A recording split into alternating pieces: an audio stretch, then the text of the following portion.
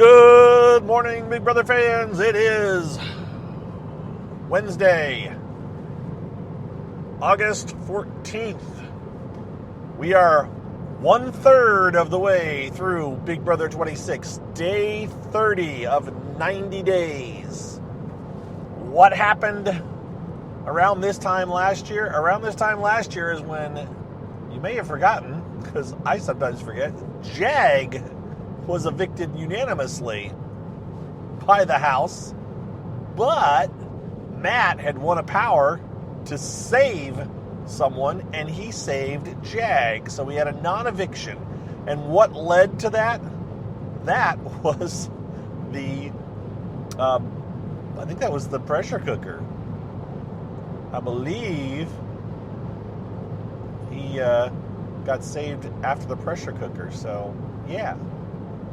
Anyways, because Cameron won it, right? Yeah, Cameron won the pressure cooker, put up Jag, and Jag got saved by Matt. Ah, the good old days. So, that's where we're at. Day 30. We're looking. So I say that, and you're hearing names from last year that are all still major names, right? Hisam had went out most recently this time last year. So, relatively speaking, I mean, Hisam was a big character early, but, you know, he had nothing to do with the rest of the season. So, put that in your bank as far as relative to the next person that's evicted, where they're going to place. I did see someone, I don't remember who, shared a video of Matt, Lisa, and Kenny doing some kind of a talk with each other, like doing a Zoom meeting, and I don't know what they were talking about, but I just thought, oh man, there's three, current Big Brother season contestants analyzing the game, and I just thought, yeah, now, I can't be too critical, because that's probably where I'd be if I was in Big Brother. I'd probably be one of those first three out, so, I certainly think I know what's going on, so yeah, I don't know. What is going on? What is going on in the house? What is happening? Really, we've still got, it's things are just not gelling quite yet. They're still moving around, shuffling pieces. I will say that there's a little bit of a lean potentially. There was a little bit of a shift in the force, as it were, and there is a chance that if it came down to Rabina and Cedric, that Cedric might go. It's possible. It is possible that Rabina might be safe. It's possible. I would be shocked, but it is possible because, not everybody is quite as locked in as they have been. Joseph is wavering in his own little world of, he thinks he's got everything. He thinks he's running the world. It's funny. I was watching the feeds last night, and Joseph and Cedric are talking, and Joseph is talking about, how he watched the beginnings, first episodes of a lot of seasons to see. Now remember, Joseph is pretending that he doesn't know a whole lot about Big Brother, but Joseph also, on the other hand, tells us that he's a super fan, right? So, I don't know. Is he really a super fan? I'm not sure. He certainly knows a lot of the things, a lot of the behind the scenes stuff. So I definitely think he knows a lot more than what he's showing in the house. But he tells Cedric, I watched a lot of the first episodes to try to figure out what not to do. And he said, if I didn't do anything, if I didn't stick out much, I should be able to navigate the first week, yada, yada. Okay, so he said all that. But he also, in the whole conversation, talked about how he formed the Collective Alliance, right? Not that he doesn't realize that the Collective Alliance is an add-on to the Pentagon Alliance. He's telling Cedric how he's, glad he formed the Collective Alliance. I don't know. The guy jokes that he's not as serious as he comes across, and he's kind of just being, and all this. And so I want to give him the benefit of the doubt, but at the same time, I don't know. Does he really think that he's as? Does he think that he's got as good a control over the game as he's portraying that he thinks he does? I'm just not sure.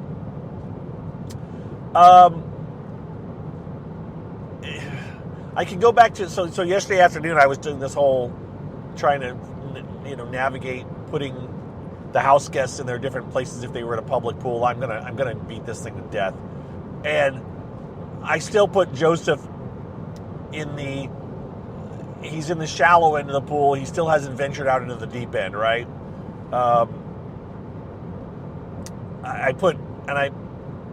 I'm putting Leah and Mackenzie on the side sunbathing because they just don't know what's going on. I put Takor and Chemo. This is where I was going with all this. They're in the kiddie pool, man. They're just sitting there, two little kids watching the adults swim and analyzing it. But in reality, they ain't doing anything. They're just talking about it.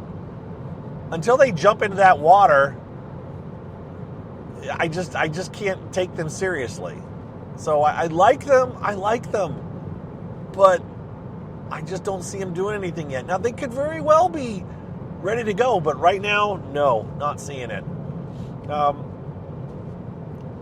Yeah, so the keys to take away from yesterday that seem to be apparent to me at the moment, and there's always a chance that something went on really late at night that I've missed. I did get up this morning and I quickly scanned my timeline to see if there's something I missed since I went to bed, and there was a lot of talk between Chemo and Takor and Quinn, and talk about things that they might do.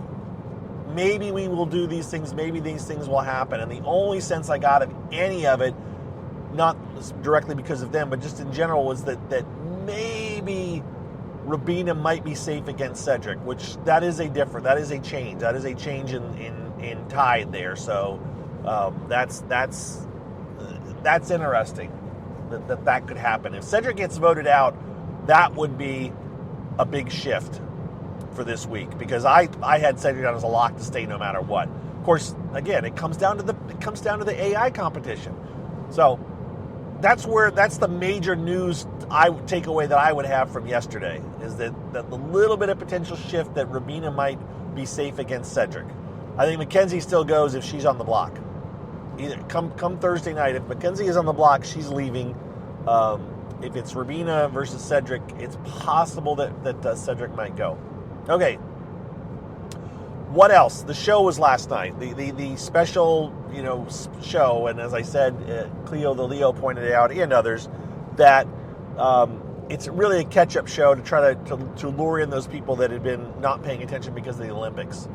So it was Cody, Taylor, and Jag doing a panel show where they talked about stuff. I didn't watch it. I watched the first 30 seconds, watched them have kind of stilted conversations where they said, "Oh my gosh, we're talking to a celebrity," being the Ainsley. I mean, it's like, I just don't know how many lines they were fed. I don't know how they did it. It is what it is. I on the one hand, I want to poke fun of them. On the other hand, man, they're getting a paycheck.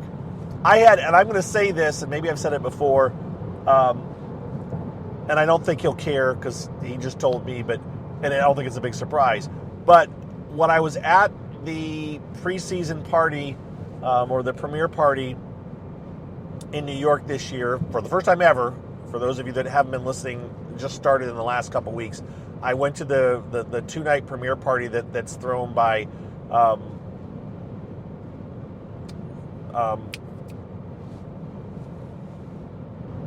Azah. Mike, having just mental breakdowns here. Azah throws the party, and at it, I was approached by, after talking with a couple people, I was approached by Will Mega from season 1, right? I never met the guy. I've never met anybody until that night, really.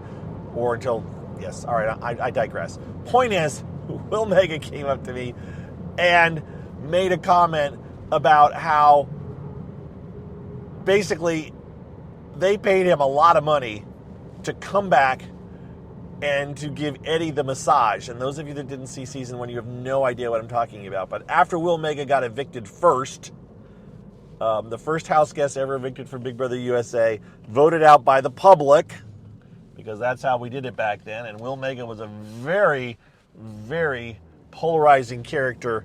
And so, of course, America voted him out. He wouldn't have been voted out first probably on any other season.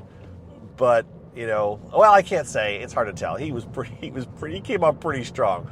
But they had him come back in and like, I don't remember the premise, but somehow Eddie won a massage or was getting a massage. And so they put him in the diary room, and Will came, and they had him blindfolded so he couldn't see who it was. And Will Mega came in and gave him this massage. And it was kind of a jokey massage, kind of a rough massage. It was funny. And it was all set up because that was the whole point. I mean, this is going back to Big Brother the way other countries do it, to where they do silly things like this. And that was one of the things, was to have this secret massage person and everything. And so, but Will said they paid him more money, than that, than just a ton of money. I don't know what a ton of money is now, back then, but Will felt it was a substantial amount. So, going forward, relating that to this last night's episode where you've got Jag, Cody, and Taylor. Look, they made lots of money to come back and do that, right? I can't blame them.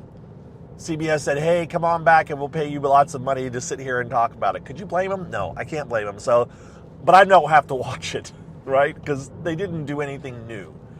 So they went through a bunch of old clips. I skipped through stuff pretty quick. And then I went to the very end where Ainsley revealed the secret, the new twist that's coming on Thursday. And it's called the AI Instigator.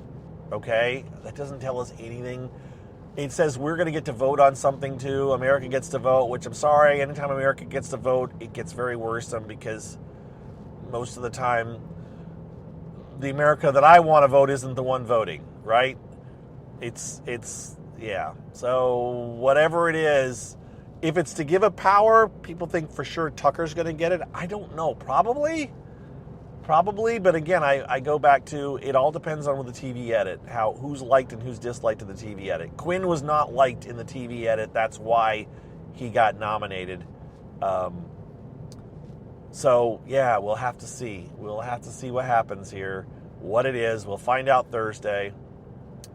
And yeah, that's that little tidbit.